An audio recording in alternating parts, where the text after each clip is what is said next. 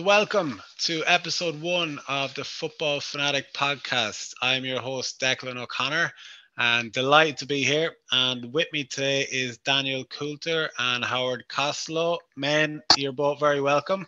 Hi, how are things, Deck? You well? It's Coulter, Deck. Get it right. Daniel Coulter. Did I call you Coulter? Coulter. Yeah. It's okay, Deck. It's all right. You're nervous. It's all right. This is my show. You're going to be called whatever I decide, okay? So welcome everybody, and thank you very much for either watching or listening.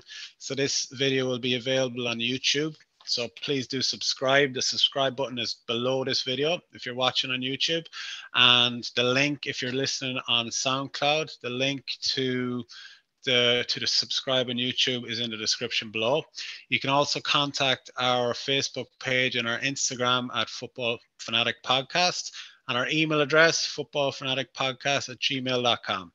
So delighted to have you all here, episode 1, and we will get straight into it. On the topics today, we have the Community Shield, Manchester City versus Arsenal. I was hoping for a positive start to the season, and up until the 98th, 99th minute, I thought we had it, but not to be. Howard, I'm going to start with you. What did you think of the game yesterday? Yeah, so obviously, as you can see from what I'm wearing here, I'm an Arsenal fan. So I'll be a bit biased in my views, but no, thought it was pretty cagey start to the game, to be honest. Fairly tactically intense.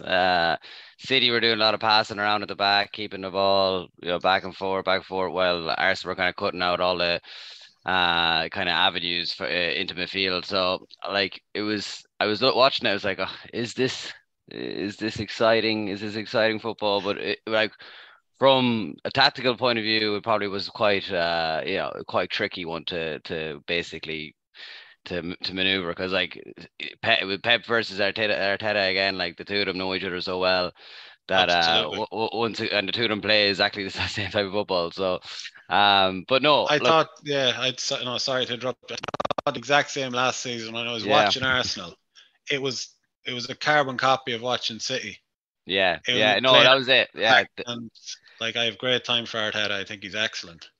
Yeah, I think, to be honest, City are a bit more behind in pre-season. They finished like 2 weeks or 3 weeks later than Arsenal, so there was a bit of kind of I'd say there were a bit more tiredness in their legs as the game grew on. But I was actually impressed. I was impressed with Arsenal in the first half. Just anytime they actually got forward, they were causing trouble to the City defense. And as you said, like we had 3 new signs like starting the game, so it will take time for them to kind of actually get into the flow. Like Havertz up top was an interesting one. I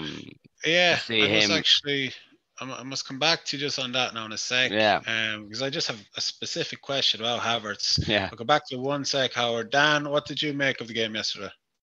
Yeah, I think like what Howard said there, it was quite cagey first half. It kind of felt like a preseason game. There wasn't, even though I know it wasn't tense, it didn't seem it. It kind of said like Arsenal are happy to sit back and let City have the ball. And in fairness, I think Arsenal in the first half had the best chances. They kind of cut City open a couple of times. They did, absolutely. I'm not sure whether or not they'll go with too many games in the big games with a Candy at left back. That wouldn't seem to be. I think he got kind of caught out. He was kind of left side, wasn't he? He got kind of quite a few times. Grealish probably wasn't helping him either. But Saka kind of got in there a few times in behind him. Ben White actually as well, especially second half. Ben White played well, yeah. Yeah, got in quite a bit down that side. But I thought, I think I messaged Grealish. Sorry to interrupt you. I thought Grealish, like he was taken off. Was it a half time or just after the second half started? Yeah. I'd say he's still sweating out alcohol. From the celebrations. He's probably had a good summer, but I know Haaland was kind of whipped off as well in the second half. It's hard to read too much into obviously it's Charity Shield, and again like that. Howard said there were betting players. The standout actually for me of the whole game was Timber actually for Arsenal. A lot of people saying that. Considering like he cost 38 million, and he was bought for centre back, right back. He played left back against Walker and Silva, they got very little change out of him. So I know it's only his first game, but for me that was nearly one of the standouts. of a positive sign. And like what you just touched on there, I would have had reservations about Havertz when he signed for Arsenal, and I rolled my eyes a couple of times when I seen some of the chances he missed. Now again, look, it's only early days, but that one is a question mark for me. But as I said, mentioned to you after, like, I thought you were done dirty. To be honest, I thought City probably deserved to win on the balance of the game. And in what way do you think we're done there? Like the goal at the end, or just? Oh yeah, like that's a finish. That's pure. Was it two deflections? Now Trossard was lively when he came on, but I thought like Arsenal were pushing, fair enough, but I think the goal itself, sure, if that went against any of us the other way, you'd be so annoyed about it. Yeah, you know? I think the first half Arsenal shaded it. Like they had the better chances. I was on my Twitter feed and I was looking at the XG like for the half time, and it was like 0.08 for City and 0.86 for Arsenal. So like Arsenal were leading it on hold on a sec. What's this XG stuff? I expect the goals. So like, you know, based on the chances that they created, they expect the goals that they should have had pretty much from that. Like, Christ, wow, there you go. Honest to God, I think you're on. There's a stat for you, but what I suppose what I meant is then like after City actually got the goal, they missed a few chances. They had Foden, Ramsdale made a great save from that Foden, and Rodri had a header, I think, as well. Like there was a couple of chances, and then you could have said the game should have been put to bed really by City. But the goal Arsenal got was jammy goal. Really. I'm sure what, of course, when it gets any of us, you'd be so annoyed about it. Like, you know, it's of course. One of them. No, it's just when Foden came on, I thought like he made an instant difference. Yeah. I would expect with Mahrez going that Foden would surely be an absolute kind of to get in there on the right wing. But would he play? Yeah, will he play the right wing? Like I don't know. I mean, it's him and Grealish were supposedly kind of battling out for the left kind of wing, attacking wing last season, and it was Silva on the right. But I just think he's a once in a generation talent. He's a fantastic player. He deserves to start. He should be starting. And especially the fact that Mahrez is gone now. We need, we need somebody. Cole Palmer didn't do himself any harm yesterday. Got a great goal, but I still don't think he is worthy of a starting place. He needs to kind of have a good season when he does get the minutes. As well as that yesterday though, apart from the goals, this new thing about adding on the time. Yeah, that was crazy. What did you think? Because, I mean, that was the reason, obviously, the game went to 99 minutes. What did you make of that, this new rule that they're not going to be allowing for any stoppage time, etc.? Dan, you go for that one. Yeah, well, I think we're used to it from the World Cup. That was the way all the games were in the World Cup. I think even last season, there was a lot of talk around Newcastle, a couple of clubs that when they were looking at the stats of it, were really slowing down the game, slow to get the ball back into play. So they're trying to, I suppose, make the game quicker. And if people are going to be doing that, or like even the fouls, some of the yellow cards they were given out yesterday, actually was more surprising to me.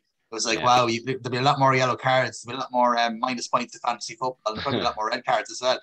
In that as well. So I don't know. I think the managers were giving out about it, and the players, managers, they weren't really consulted. I think Pep came out afterwards and wasn't happy around the time. It wasn't even about how much time. I think it's the fact that it was about how much time, but it was more than just 5 or 6 minutes. What was it in the end? Was it? It was 8 minutes, but there was a head injury for 6 minutes, so it went on to like 113 or something like that. Yeah. But I think that's the way it's going to be for the season, and I think that was the first. I'd imagine after the first weekend of the Premier League season, there'll be a lot more disgruntled managers and players.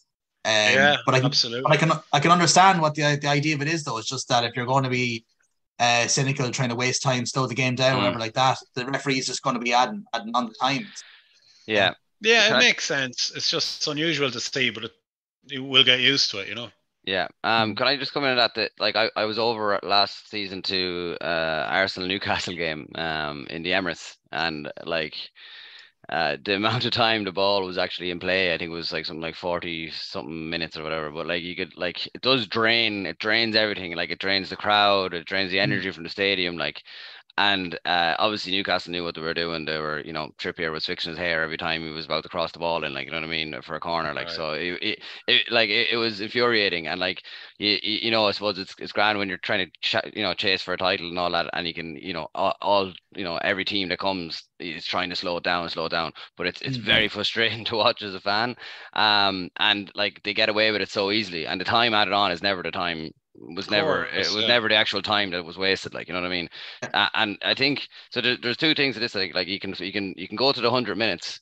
And add it on like the World Cup, and then everyone, the players are actually playing way more time. Yeah. Or David Dean came in. He's the ex-Arsenal chief executive. He came in with an idea to FIFA about like having like, you know, like rugby. Every time the ball goes out of play, it stops. But like you only play whatever 75 or 80 minutes total. Like you don't play the 90 minutes. It's everything is the whole game is slowed down. So maybe that's it from a kind of fitness side of things and getting too many minutes into players. Maybe that's more of an option going forward. But we'll see how it develops. But it needs to be dealt with at some point. You know what I mean? The whole time wasting. Yeah, and it's interesting to say, like, you might notice it when you're watching on the telly. When you're live at a game, it's probably more, as you said, it's more noticeable. Yeah. Think about Kovacic yesterday. He was kind of playing in alongside Rodri. Yeah, he's technically good on the ball. I was a bit surprised when you signed him. Like, I think Gundogan had been so good, I think, last year, like, and has been for his time at City. I kind of felt it was a step down. That was probably my gut feeling, was that's a step down for City and Kovacic. Not that he's not a decent player, but I know struggled a bit for fitness. I don't think he plays as much games as he maybe should be playing. But again, where is he going to fit in with the City lineup? I know you were just mentioning there around Foden, and for me, when Foden came on as well, I think I messaged you before the game. I was like, how is Foden not starting? No, I think of him so highly. I think he's excellent. And the game I was at the City Newcastle game, and just to watch him in the flesh, like he scored the winner in that game, I think, earlier in the season. But he's class. So it'll be interesting to see where he fits in. Thought he's decent on the ball. He was always decent up probably in Chelsea's midfield as well. In some games he looked excellent. Just not sure. Yeah, I kind of have a few question marks over what way they're going to line out.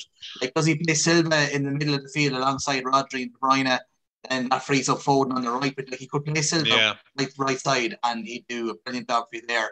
And now you've got Kovacic. Obviously, Phillips will probably get some game time as well. And I know there was talk about moving Foden into the middle. There was a bit of talk around that. Would he start maybe getting a game? And then fucking Alvarez as well. Like, we haven't even talked about him. Like, how much is he like? You know?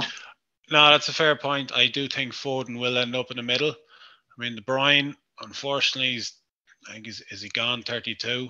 I mean, you know, he's not going to go on forever. I love seeing De Bruyne and Silva in the middle. Maybe Grealish and Foden out the wings and Haaland in the middle. But then again, he said you have Alvarez. I mean, you can't bench him the whole time either, like, or else he's just going to want to go.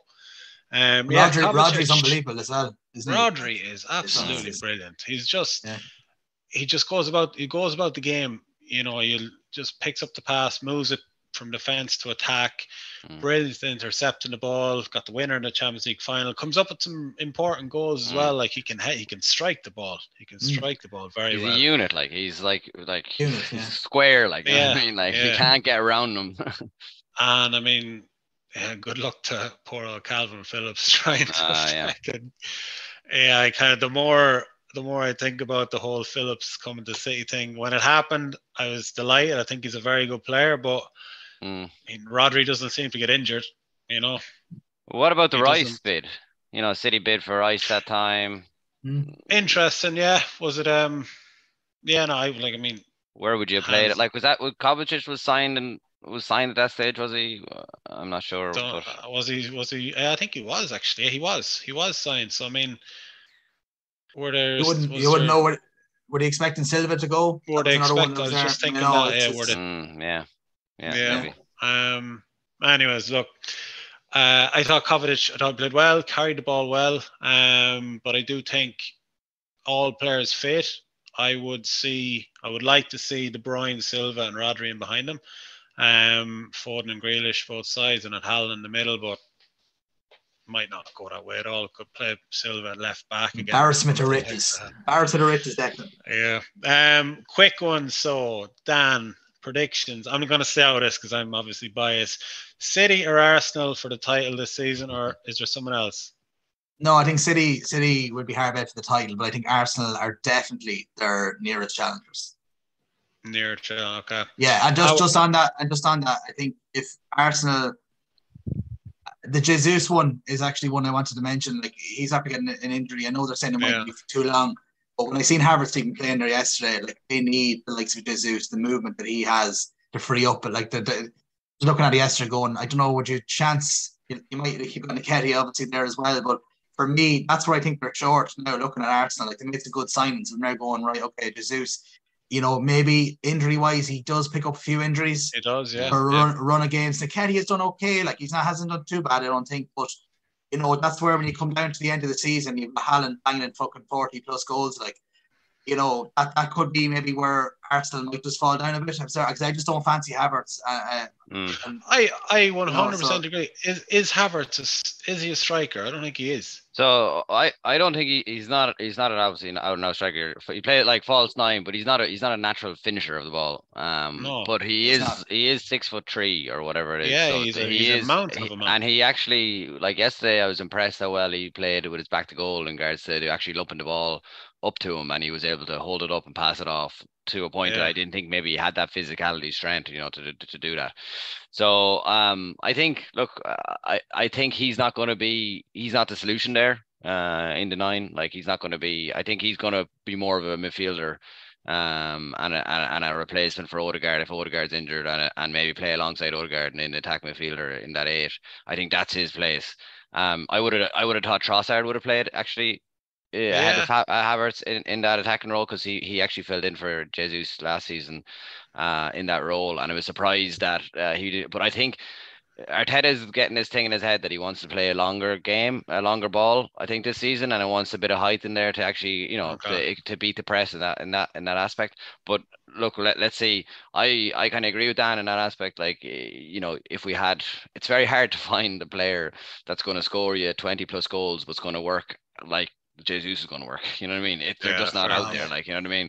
Like, I would love to see, like, if Arsenal, I know he's not available until January, but Ivan Toney, like, stick him in. A player like that, target man. I'm not messing, target man. No, I believe it's actually interesting. And he'll get a few goals. But I think Jesus, for the role he does, it's very hard to find someone who'll get a serious amount of goals. Put it this way, Howard, if Alvarez was through the middle for Arsenal, I think he could win the league. I'm not even messing. Like, I think, like Alvarez is that kind of busy player. His movement's unbelievable. Yeah. He would do so well linking up with Martinelli. And I was just looking at Alvarez yesterday. We talked about him several times. Like he's probably not going to even start again this season for City in their games. And he'd start for probably most other sides in the league. I think anyway, he's class. Yeah. Howard, I will finish this topic with yourself. City and Arsenal, are they the ones to go for the title this season? I think Liverpool might be in and about it this year. I'd be a bit worried about their defence, maybe slightly. But Arsenal's defence? No, sorry, Liverpool's defence. From attack point of view, I think Liverpool are up there with the best in the league. So I would have Arsenal, Liverpool, and City in there. I think it'll probably be I think the two closest would be City and Arsenal. And my only thing is that my only hope for Arsenal in the league is if City, you have your De Bruyne's and that who are getting older. You've Mahrez gone. You've a few. You missed. I think he lost a couple other players this season, but Gundogan, yeah, exactly, yeah. So and maybe just that hunger aspect, from winning the treble. Hangover, yeah. They might also think, oh look, we won it at a canter nearly at the end of last season, and sure, if we let them go again and get a lead, sure, we won't be too worried. But they might get complacent with that, maybe. So let's see. I don't think Arsenal are going to be. I don't think they're going to be out of blocks as they were last year, but as much. But as long as they're in it for the last month or two, they stand a chance, I guess. So it's kind of like how the City looked last year, though, isn't it? That's the way they kind of looked. They looked like a team that maybe wasn't hungry, and then suddenly they were flick of a switch, and they went like, be hard bet, won't they? Be hard bet. So I'll go Arsenal anyway. Fair enough. No, that's cool. So we'll move on to our second topic. Again, if you want to get in contact with the podcast, you can do so at footballfanaticpodcast.com. All our contact information is running across the bottom of the screen, as you can see. So the transfer window, obviously there's still 3 weeks, give or take 3 weeks to go, where we know the 7th, so just over 3 weeks. So it's not your typical transfer window. This one has been very much being overtaken by the Saudi Pro League, and I'm just going to give you a quick recap of everything that's kind of where the Saudi Pro League has kind of come from, why it's so big, and why there are so many players going there now, and why there are so many players going there now to a few particular teams. So back in 71, the Saudi government set up what is called the Public Investment Fund. Okay, so this fund was set up to invest in lots of kind of external activities for the country of Saudi Arabia, sports being a big one. Over the last 9 to 10 years, they've really upped that. So we've seen the likes of F1 getting lots of investment. This public investment fund was what bought Live Golf. This public investment fund was what bought Newcastle United. This public investment fund was what bought Cristiano Ronaldo. Okay. Now, on top of that, this public investment fund decided to purchase 4 clubs in Saudi Arabia. So they now own 75% of each of these clubs in Saudi Arabia. And the laughable thing about this is that Saudi Arabia, the Saudi Pro League, has 18 teams in the league. And this kind of arm of the government, this fund, has purchased 4 of the teams in the league. And with that, with those 4 teams now, they have millions to spend. So this is why we're seeing all of the kind of all these players, Kante, Ruben Neves, Mahrez, Koulibaly, etc., Firmino, they're all going to one of these 4 particular teams. So I'm going to try and pronounce them: Al Ittihad, Al Hilal, Al Hali, and Al Nassr. Al Nassr is the team that Ronaldo went to last January. And just on that as well, the 4 teams that this public investment fund purchased, 3 of them were the top 3 finishers last season. So they finished 1, 2, and 3. And the 4th team was the team that got promoted from the 2nd tier last season. Right. So again, this is how ridiculous the whole setup is. But, you know, who are we to say why they're doing it? I think everyone has their strong opinions on why the Saudi Arabian government are pumping so much money into football. But I suppose I'll get your opinions on what is going on in Saudi Arabia football-wise. We're going to kind of try and stick to the football if you can. Okay, for another day, we'll talk about the reasons why they're pumping so much money into it. But football-wise, what they're doing, what do you think? Dan, I'll start with you. Yeah, but look, it's crazy. I think when Ronaldo went there in January, we all kind of looked at it going, wow, yeah, he's gone there for the money. And, you know, Ronaldo maybe at the time was obviously he's declining. He's not the player he was, but obviously he's the biggest name probably in football. And they kind of built momentum, didn't they? They kind of got Ronaldo in the World Cup, even though there was all the question marks over for different political issues.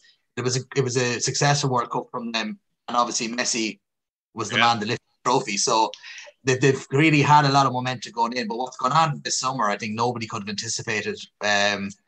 Where, you know, some of the players that have gone, at the start, I kind of felt like it was going to be like the Chinese model from a couple of years ago, where it was, you know, they were getting kind of players that were past their sell by date, or lads that really weren't that good, but like they were kind of a bit of a name, like Hulk. Remember, it was like Hulk and Oscar, and these lads went to China. But like the fact of the names that they have got this summer is the scary part of it. In particular for me, Benzema, I think, was one of the big ones, because like Benzema he's probably as good as he's ever been.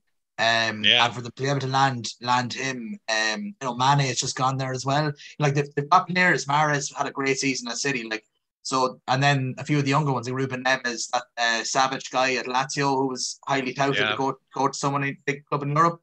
So like it really changed. Absolutely.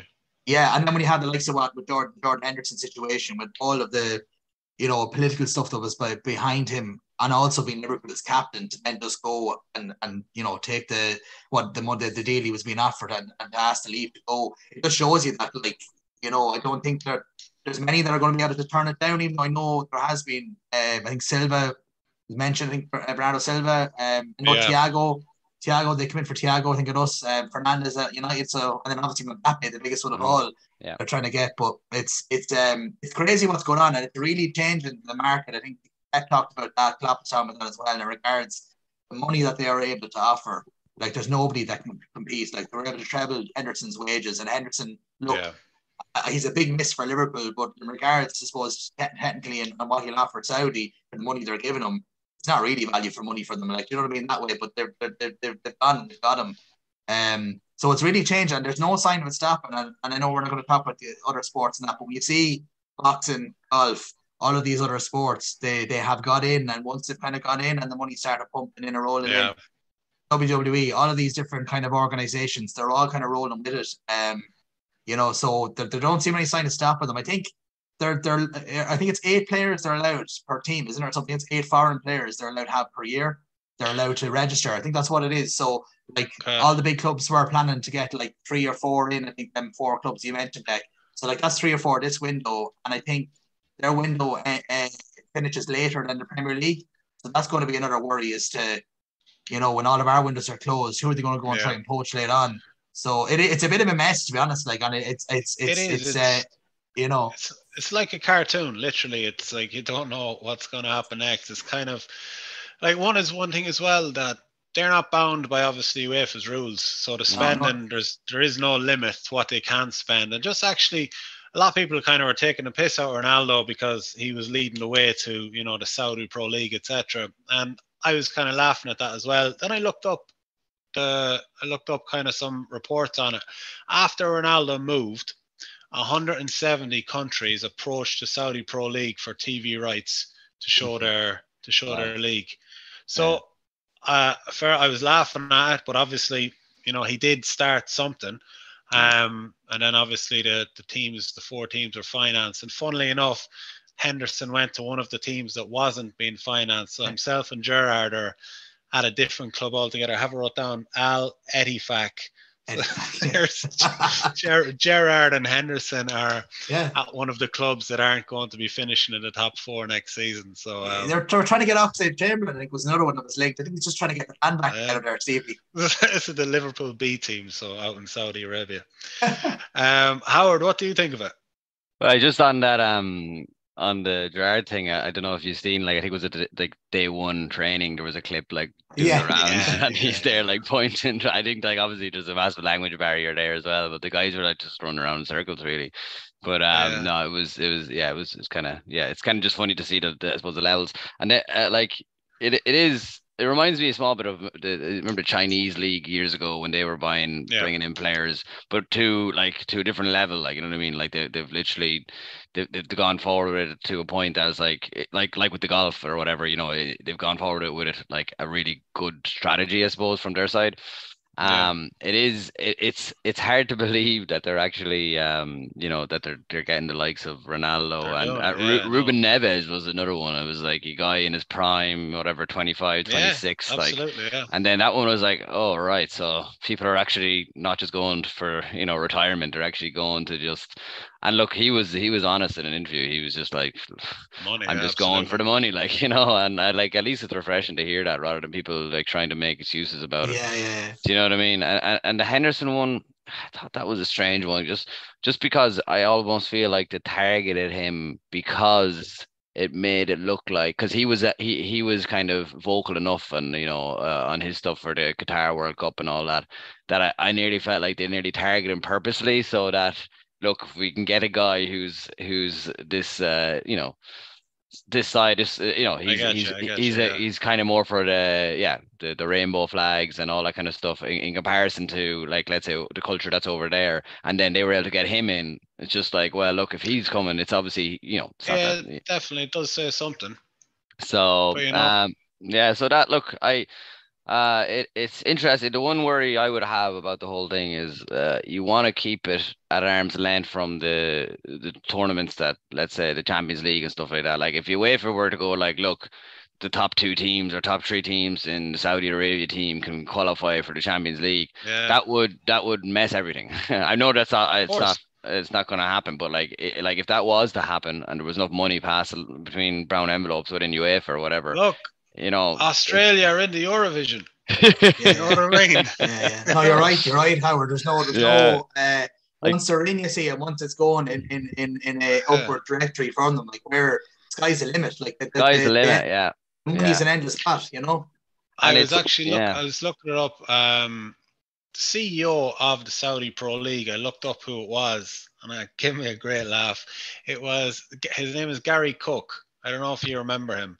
He was the CEO or the chairman of Manchester City back when, was it 2010? I think he came in, and he was kind of quietly pushed out the door. Just stupidity on his part. But just when I saw the league and I saw CEO, and he's worked with Nike as far as I remember. He's had a few years at City. But yeah, it didn't kind of really work out for him at City. There's a plan there. It's not like this isn't just like buy players and make a, look at Saudi Arabia for a year or two. There's a long-term project there, and it's just interesting to see what is actually a project. Like when they went into the golf, there was a project there. The project was to basically have a merger like they have now. So they know what they're doing in that regard. And it's just the worry is, like, if you open it up into them tournaments, players want to win the biggest trophies for clubs, you know what I mean? And if now they find out way I can get paid this amount and I can still win them trophies, then it's just like, well, we'll go over play over there, it's just funny watching. I watched another clip where like the guy, the Al Nassr, the team that Ronaldo was playing for, and it's just there was a guy, I think he was basically in the Marcelo position, like wing back coming up the pitch, and like Ronaldo's there waving to try and cross in the ball, and the man just literally has a goal from like 40 yards, loops it up in the air. But it was just like you got these standards, like levels, level 10, and like a guy who's just like, probably, he's an amateur sportsman. He's playing, he's doing his side job. This is a side job, so. Yeah.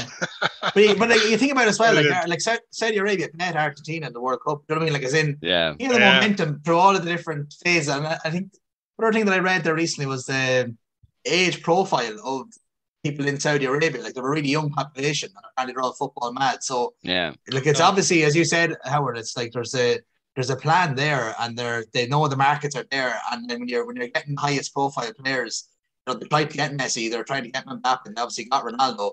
It's going to turn heads in regards to the global audience. Yeah, definitely.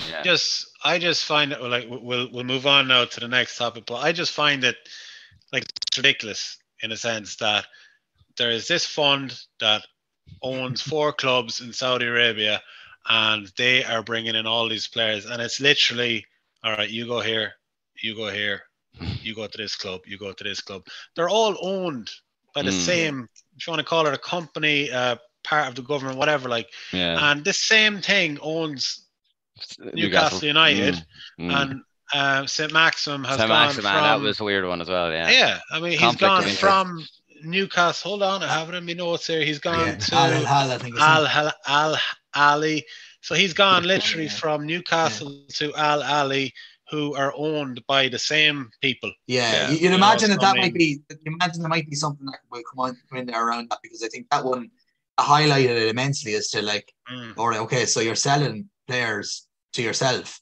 So you'd imagine that's something maybe that will be something that might be looked at in regards to Premier League. Might have to do something there. Like, you can't. There's no FFP for Saudi. They can spend as much as they want. Yeah. But again, like, one of the things when this fund was, bought Newcastle United, one of the clauses was that the government of Saudi Arabia have no influence over the club, but yet an arm of the Saudi Arabian government have just bought the club. So, I don't know. It's well, you see, it's not. It's they don't say it's the PIF or whatever they call it. It's not. It's not down as that, but it is that. It's basically the guy. It's one of the family members who basically are Saudi Arabia is they're all families, and like, it's one of them guys who's basically funded by he has his money he's his hand in the pot, like, and he basically is the guy who owns Newcastle, but his pot is endless. Is it interesting how is it? Oh, I'm sorry. No, it's just like when Power talks about this pot again. I kind of read about this pot, like, is billions. It's ridiculous how much money is in this. It's interesting how it's having a City fan talking about money and Saudi with 115 breaches hanging over his head. It's interesting, isn't it? It's interesting. I forgot about this that. This is all No, yeah, keep forgetting about Howard. We're not talking about this today. This is, we're talking about something. We can talk about Manchester City and FFP and another episode. I'm more than happy to do so, Dan. And I will have my notes and I'll have my facts and my figures. Solicitor. I will have my solicitor here beside me. But yeah, just on that, all I'm going to say is we are innocent until we are proven guilty. UEFA tried. We were found innocent. Yeah, just one thing. I was like, we will go down this route. Yeah, just one thing before we finish up, Jack. I think that they're bid. Have they bid, or they're going to bid as well? Aren't they on the? Is it with Greece and Egypt or something? They're going to bid on the World Cup, is it? Yeah, Saudi Arabia. Yeah. I think it's 2030 or 2034. I think. Yeah. Like it's inevitable. It is going to be there. Absolutely. I mean, Infantino at FIFA. I mean, supposedly they're already kind of in discussions about what they can do and how they can work together. Like it's inevitable. The World Cup will be there in the next 16 years, I'd say. Yeah. Anyways, we will move on. We will no doubt we'll be back talking about the Saudi Pro League. I want to talk about Harry Kane very briefly. He's been at Tottenham for many years now, and over the past few summers, it's been will he stay, will he go? And Daniel Levy has very much kind of prevented him from going. This season, he has 1 year left. Bayern Munich look interested, and they had a take it or leave it offer, refused today, but they're still ongoing talks. What should Harry Kane do? Should he stay in the Premier League and reach this goal scoring record, or would you go to Bayern? If I was Harry Kane, I probably wouldn't go. Well, if I had a choice, I'd go to another maybe top club that maybe isn't Bayern Munich. Not defending against Bayern Munich. It's just like you know what you're getting over there. Like they're going to dominate the league. You might win a Champions League. You probably won't, but you have a chance maybe win a Champions League. He'll bring them to another level maybe in that tournament. All right, but I think the ideal replacement for Lewandowski, though, isn't he? He is, but he is, but like from his point of view, like he obviously wants to go because they're in talks. What I can't get over is how Levy hasn't accepted the bid. I know I would be for 100 million for euros, I think, or whatever it is, for a guy who's 30. I know he's an unbelievable goal scorer with 1 year left on his contract, but like he wants to go. Like he could be going for free next year, and you're turning down 100 million bid. I just think if you're Daniel Levy, playing a risky game, definitely. I don't know if anyone else is going to come in from in this window. Like I think it's Munich, Bayern Munich, United were looking at it, but they've got your man Højlund now, so that's done. So they're not going to spend another 100 million on another striker. Like you know what I mean? I was sure United were going to make a move this summer. No, I don't think it's going to happen now. Certainly would. But no, I don't think it'll happen either. Like I agree. I think he will go to Bayern Munich. If you asked him at the start of the summer what he wanted to do, I don't think Bayern Munich would have been his first preference. But he's 30 now. Whether it's going to be stay at Tottenham or go to Bayern Munich, I think the right choice for his career would be to go to Bayern Munich. He's already Is he a legend in the Premier League? I think so. I think so. I mean, he's a legend, is it? Is he a legend? He hasn't won. I suppose if you're looking at legend status. How do you define a legend? Yeah, but he definitely he would probably go down as a Premier League great considering the amount of goals he scored, and when he's he's not far off Giroud's record. If he stays there, he'll definitely break it, won't he? If he stays the Premier League. The same question to you, Sudan. What would you do? Would you stay and try and break Shearer's record, or would you go to Germany? Yeah, well, it's like Levy is, I suppose, he'd be the most difficult poker player to stay and have a game of heads up. You just don't know what's going on. You're thinking, from a business point of view, surely Spurs have to get rid of him this summer, otherwise he goes for free and they get nothing for him. What if he stays at Spurs this year? Realistically, where are they going to finish? They're not going to finish top four. They'll probably maybe get into a European spot. Probably that would be best. They're like for them, they're like 100 million. Fair enough. They'll have lost Kane. It's big as Howard said earlier. It's big money as well. Like he is, I suppose, 30, 1 year left on his deal. Don't think Munich would have been on his radar at all. I think he really wanted to stay in the league. But it's like go to Munich. he'll win the German league because they always win the German league. So he'll have a trophy. So that will stop the social media thing that's been on him and on him about not having won anything. In regards, Munich, as Howard said there with it, in like what really satisfaction will he get going there? Really, like knowing that they're a team that win the league, probably win it with or without him. For me, Man United was the obvious one, and I know we'll probably touch on. We're talking about the transfers. But for me, if United had signed Harry Kane this summer, I know they've signed what's the guy's name again? They're signing Højlund, Højlund, yeah. And I'll talk about that maybe when we move on. But for me, if they sign Harry Kane this summer, regardless of the money, like talking about money and the age 30, like in Man United, if you look at the transfers they've done over the last number of years, that doesn't matter to them. This is very different from a transfer perspective for them to be buying a young player, spending big money on him, mind you. For me, if they'd have went and done what they've done the last number of years, which is just go splash a big load of money, get Kane in, they'd be definitely candidates for the league this year.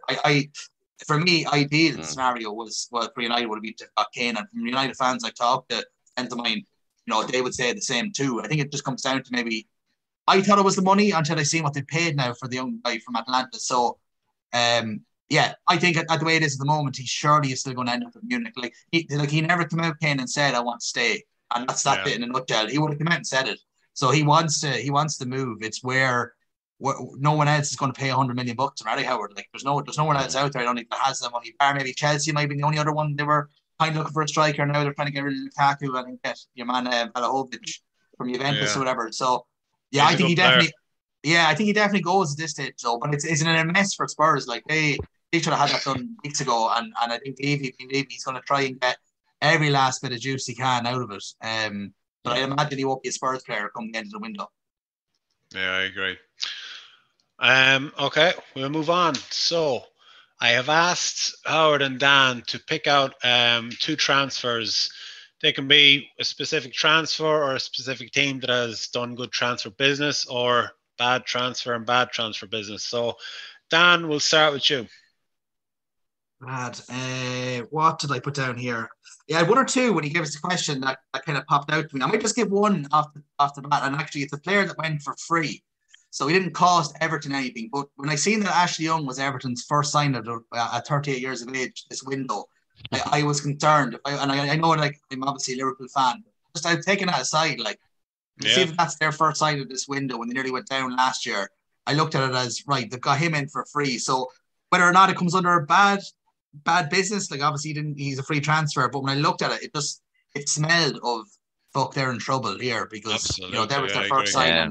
Good point. 38-year-old who's on the way out. I had down here Havertz as well was the one. Like I already talked about him, so only talking about much more. I think 65 million, not knowing what his best position is, and from what I seen yesterday, it was just reminding me watching with Chelsea all last year. It's like he is good up to a point, but if you're going to play him in that position anyway, is he going to bang in 20 goals a season? No, I don't think that's what Arsenal bought him for, mind you. I think it's just that Jesus is injured, but just wasn't sure on that one at all for Arsenal. And the other one I just put down here, I think Pau Torres that went to Villarreal, or from Villarreal to Villa. Yeah, like I talked in our podcast that we've done in the past around Tyrone Mings and my dislike for him, and I think he's a liability at Villa. And I think in Pau Torres, they signed a fella who's been a big stalwart in Villarreal's success. Yeah. Emery knows him very, very well. United tried to buy him last year, if memory serves correctly as well. So I think he could have a big season. And Emery, again, I think has done wonders with Villa. And I think they've got well. Tielemans again on a free transfer. And Timber was the other one I put down here. And just one other one, just actually, and I'll stop rambling here. I actually think that because of all the Spurs talk around Kane, I think Maddison has actually gone under the radar. He's gone to him for 40 million. If Kane by chance stayed, and you think of Maddison getting the ball, like they were relying in the past on lads like Harry Winks. Bentancur's not a bad player, but with Winks, you had Højbjerg, like them lads aren't going to pick the pass. But when you've got Kubileski, who's a good player, Son, and you had Kane, and you had Maddison supplying ball to them, I think that he's kind of got under the radar. No one's talking about them. Like, it was only 40 million. 40 million, yeah. He was excellent in the poor enough side last year, wasn't he? So they're just my kind of pennies worth on it. Højlund is just, again, as well, 72 million, I just thought was now again, could be a fantastic player. He's only a young lad, he's only 21. They bought him with potential, of course. Just thought, like, considering United didn't have an awful lot of money to spend this summer, they banged out 72 million on a lad who had only moved one season to Italy done okay. What was it, 10 goals or something? 9 goals, yeah. But I just thought that one for me, Hag speaks. I listened to a lot of his interviews on, like, he's really on, big on him. But for me, I just think that was a lot of money to be gambling on it. As everyone knew United needed a striker, so they've got their striker now. I just question as to how quick will he settle in. He's only 21. And about 72 million, he could though look again with potential. A couple of years time, we talking about him, it's been unbelievable. So, but I just question that one as well. All right, cheers for that, Dan. Howard, who do you have? I have a lot of what Dan have as there. That's so okay. maybe I know. I just on that last on Highland there, like it is. Like you could imagine if he's starting the first 10 games of the season and he's in Old Trafford and he hasn't scored a goal, 21-year-old lad, exactly. You could see what's going to happen. You could see the crowd start to get on his back. What's his mentality like?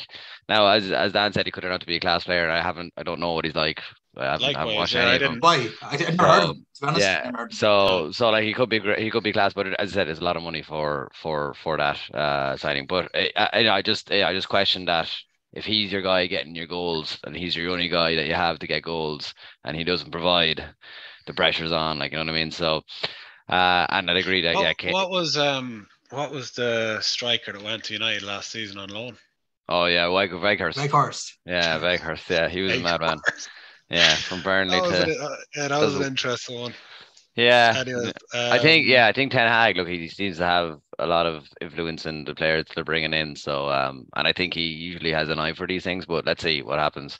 Yeah, I suppose Pau Torres had that like left-footed centre back.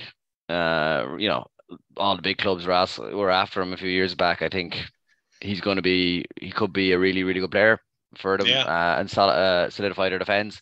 Moussa Diaby also was one that, like, I thought maybe Arsenal were going to go in for him this season. And there was talks even in January them going in for like 80 million or whatever, and they got him for 50 million, I think, Aston Villa. So I think that's a pretty decent piece of business from Emery as well. He could be a kind of guy who really takes off, and actually another guy who actually rejected the Saudi league and went to Villa instead, which was an interesting one.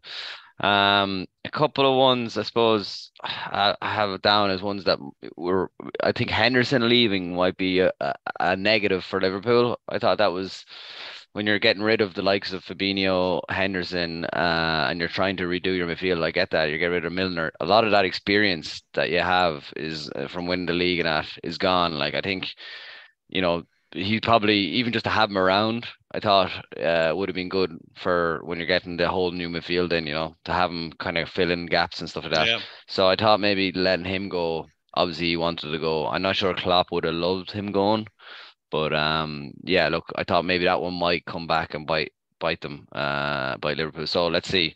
And then I have two other things. Chelsea, I like this idea of Chelsea signing every 19-year-old good Brazilian or Colombian player. Like, I just find that a bit mental. Like, you could have thrown a bit extra money at Caicedo and got Caicedo, or you've spent the guts of, I know they have, I think, a separate pot for these players, but it just seems, one out of the whatever 7 or 8 that they're going to get in might be a worldie, you know what I mean? But like the other 8 are not going to, it mightn't work out. Like, it seems very kind of not Football Manager-esque, but like they have a strategy there, and it doesn't seem like it's a strategy that any other club has ever done before. But Brighton are doing it, aren't they? But like, not to the point of, but not, I suppose, not to the point of like they might get guys in for 1 or 2 or 3 million. You know what I mean? Like, Chelsea are like trying to buy, like, they're still spending chunks of money. Like, they're like 20, 25 million each time, like on an 18, 19-year-old. So, and then they're loaning to Strasbourg that they bought all. So that was something that, look, I think is a bit, it's part of the Chelsea model. Let's see if it actually works out for them. And then the last thing is I suppose, this idea that Raya might be coming in for Arsenal as a goalkeeper. So I think that's pretty close to happening. I have that down as a kind of mixed one, because realistically you'll only have one number one, so it'll either be Ramsdale or Raya are going to lose out. So it's kind of, who do you think?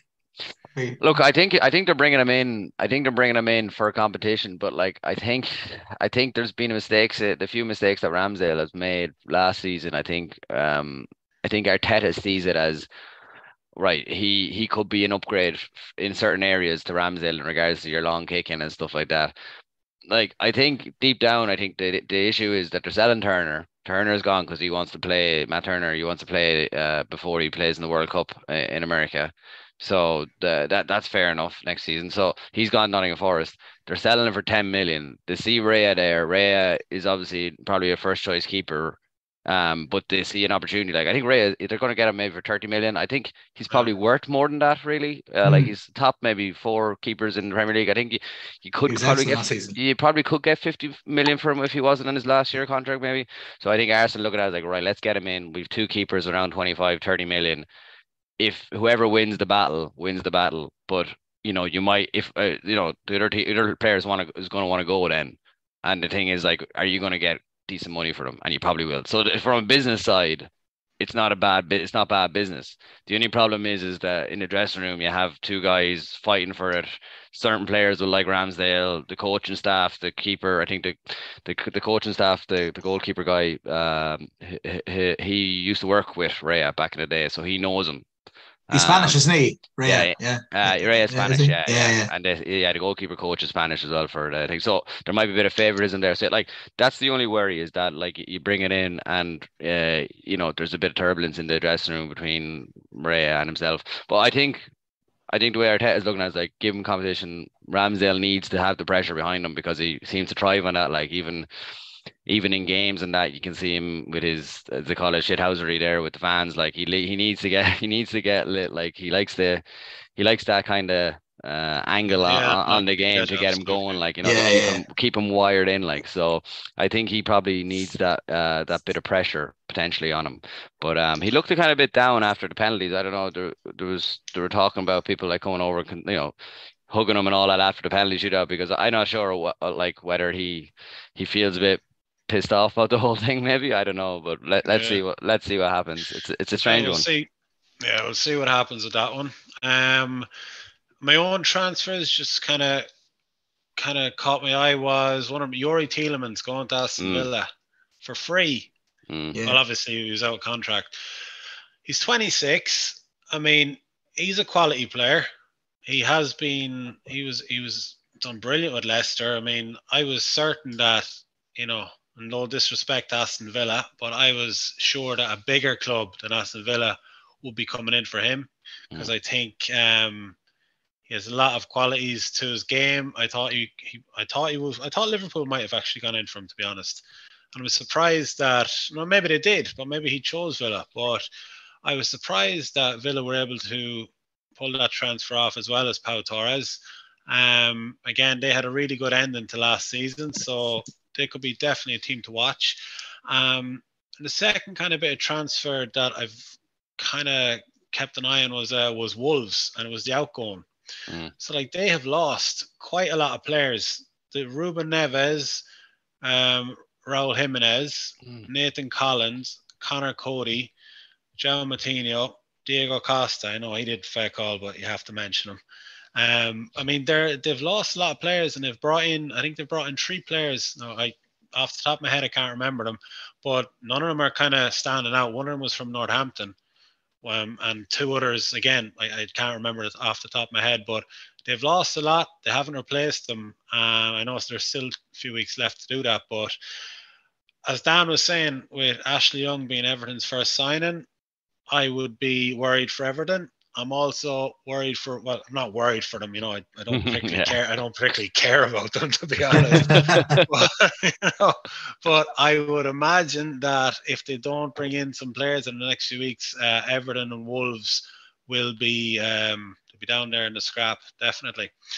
So yeah, we will move on to the final segment of the show. So this is called the Fanatic 4, where myself, Dan, and Howard are going to make predictions for next weekend. So that's game week 1. Premier League is back. So the 4 games that we have picked is Burnley and City on Friday night, Brighton and Luton on Saturday, Newcastle and Villa on Saturday, and Chelsea and Liverpool on Sunday. So, Dan, I'll start with you with Burnley and Manchester City. You're looking for a correct score, is it? Well, your prediction. Correct. All right. 2-0 City. 2-0 City. Okay. Do you want to go on any scores there? Scorers. Haaland get 2. Okay. There's so much talk around Haaland having a bit of a drought there, and he's just going to go and smash someone, isn't he? Like, you just know he's going to go. Yeah. Howard, what do you think?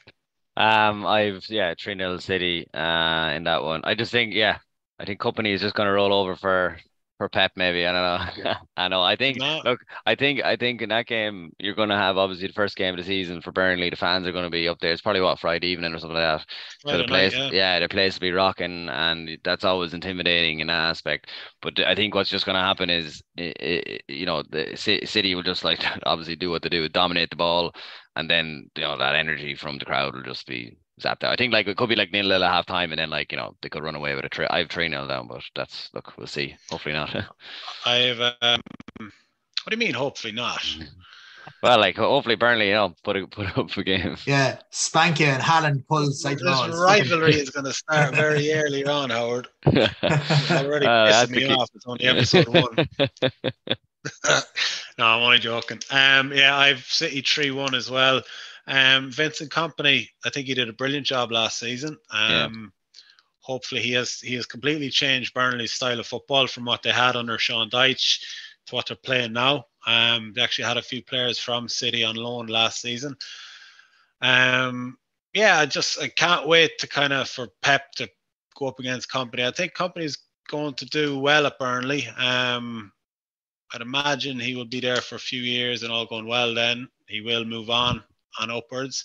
I have 3-1, and I'll go for Haaland to get 2 and Foden. We don't have to do the score predictors or who's going to score. It's just because it's City, as I'd mentioned. Okay, so Brighton and Luton. Dan, who do you have? 2-0 Brighton. Yeah, 2-0 Brighton. I think Brighton, again, will just be solid. I think Luton, it's their first game in the league now, but I think Brighton will be too strong. And they're usually good enough at the back, aren't they, Brighton? So, 2-0. Yeah. Howard?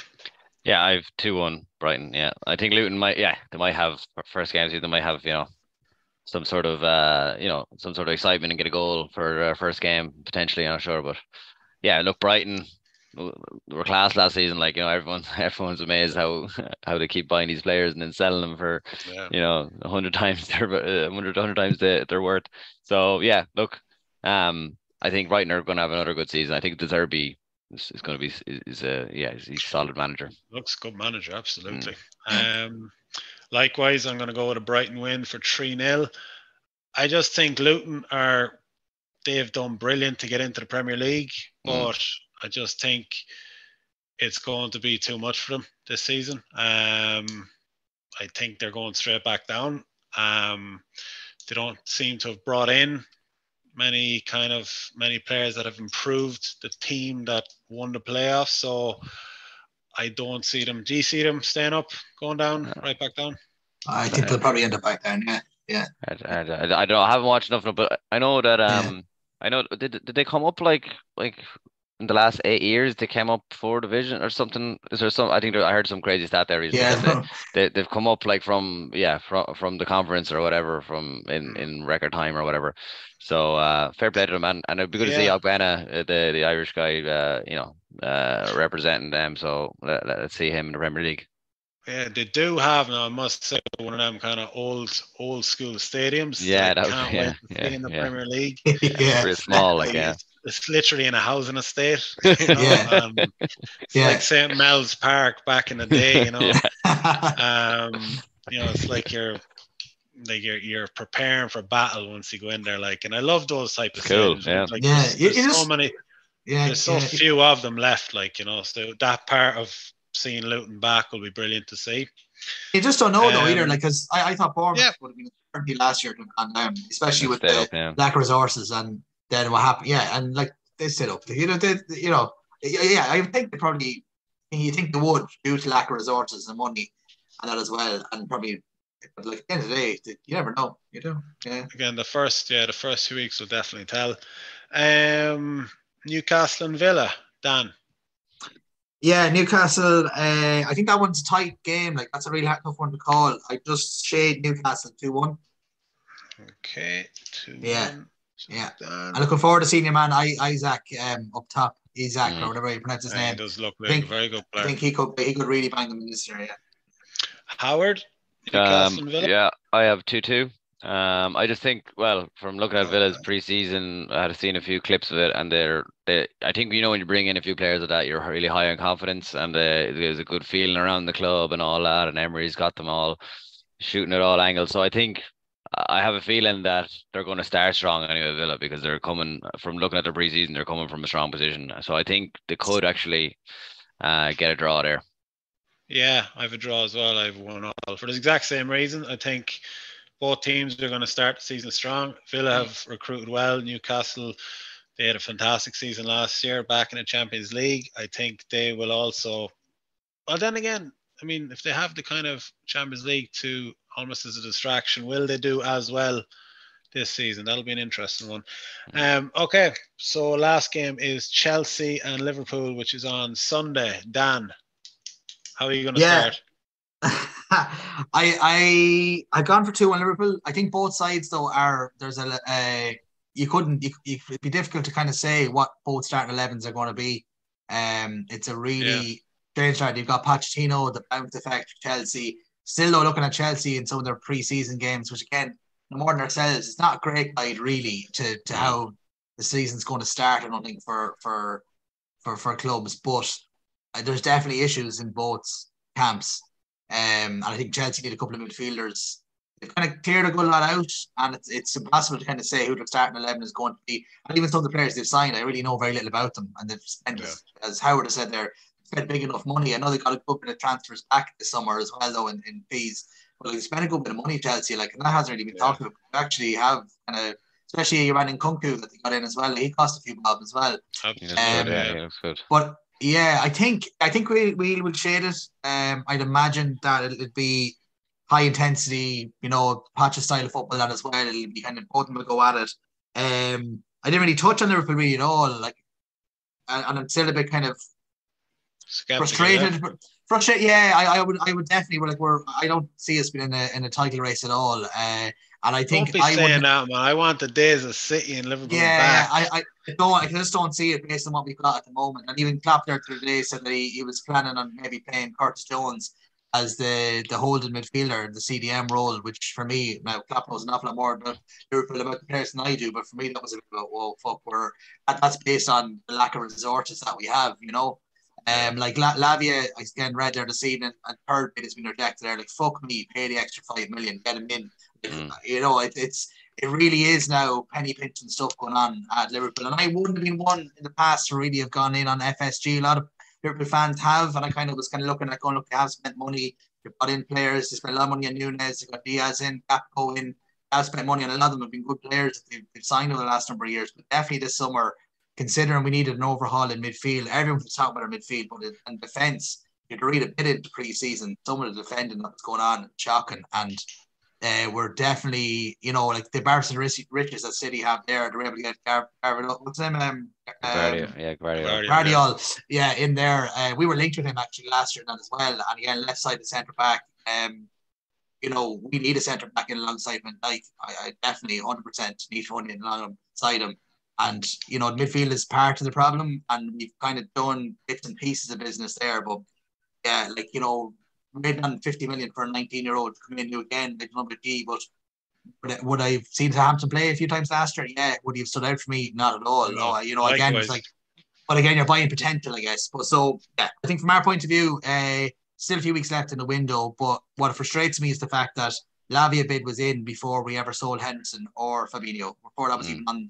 So what's happening there? We've lost the spine of the midfield there and experience in it. So who are we getting in to replace that? And it seems like we're really penny pinching. I seen we were linked.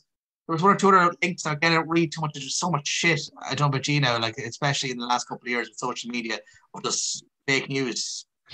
There really is. It's hard to know what to be reading. I think Drewsbury Hall was one that was mentioned, and there was somebody else who were just they're not players Liverpool should be going for. Liverpool should be going for Barella. There's a lot of good players out there in midfield. They'll cost a few bob, but we need a few good midfielders in. So anyway, I've rambled on enough there about it. So all right, no worries. Time will tell. I think we might get off to a winning start, but I would be skeptical. You have Liverpool 2-1, yeah. I have the exact same Liverpool 2-1. Howard, what do you think? I have actually Liverpool 2-0. 2-0. Yeah, and I know, Dan, you're obviously a Liverpool fan, so you know the setup of the team a lot better than I do. I just feel like I think Nunez could have a really good season this year. I think they have Diaz could be firing. You know, Salah, still has a lot about him. And then you're missing your six. Lavia could come in. I've seen, he played actually a good bit, very well against Arsenal last season in them games for Southampton, but I'm not sure is he prime and ready to represent you in that role like for the whole season. I think if you got a quality six in there, you'd be in really good position. I think, if you had a Casado or something like that, if you got if they had gotten someone that ilk. So and then in regards to Chelsea, I know Pochettino's going to come in. I could be wrong, and Chelsea could be, all their players could start clicking, but like the transition that's happened there with like all the players in and out, it's just like there's these team photos like on their plane on the way to preseason. Shit, I don't recognize any of the players. Like like who are these guys? No. Like you don't know their whole squad is kind of it's just been changed and they've filling like they still don't have. Like they need Casado, and it went for you. Is it that Ugarte lad or whatever from Lisbon, Ugarte or whatever is that? So like they've missed out on like 2 or 3 midfield targets, and they need 2 or 3 more. Like they have, and they need to get Casado in as well. So let's see. They're talking about getting your man from Leeds. What's his name? Tyler Adams. Yeah. So they might get him in, and let's see. But I think for the start of the season, their spine, I don't know if it's good enough. And I think Liverpool might pull a fast one on them. That's my prediction anyway. Cool. All right. Cheers, lads. I will I have all those results there. So next week's show, those results will be read out and we will either be cheering or we'll be laughing at each other. So we'll see what happens. Right. So we were nearly there. On this podcast, we will also be doing a fantasy football league. So the code will be at the bottom of the screen, and I will also have the code on Instagram and Facebook as well. So it'll be a bit of crack. I'd recommend everyone to get involved if you can, and then we'll be giving weekly updates as well. So, man, we will leave it there. Thank you very much for coming on. I hope you enjoyed it, and we will be back next week, next Tuesday. The Premier League is kicking off this Friday night with Burnley versus City, so hopefully it'll be 3 points to start off the season, and hopefully 4 in a row for City. We'll see. Arsenal might have something to say about that. Yeah. Daniel is 6, so we're going to have to leave it there, people. All right, guys, thank you very much. All right, have a good week. All right, thanks, Nick. Thanks, Cheers, guys. Cheers. Good luck. Bye-bye.